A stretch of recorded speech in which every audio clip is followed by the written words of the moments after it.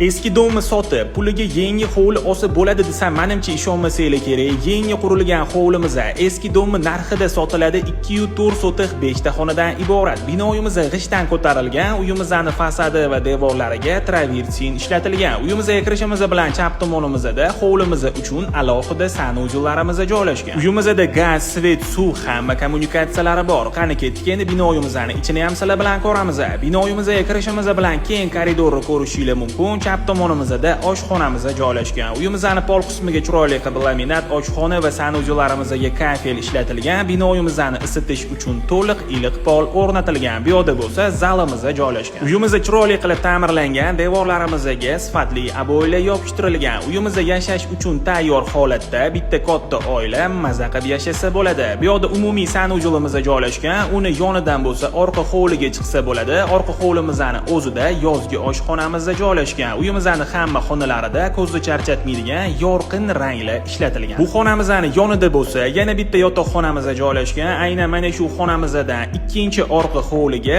va podvalga ham tushib ketsa bo'ladi. Bitta xonamizning tegini o'zi podvaldan iborat. Uyimizga qiziqadiganlar bo'lsa bemalol murojaat qilsanglar bo'ladi. Kvartirani sotib, hovli qidirgan do'stinglarga bu videomizni yuborib qo'yinglar.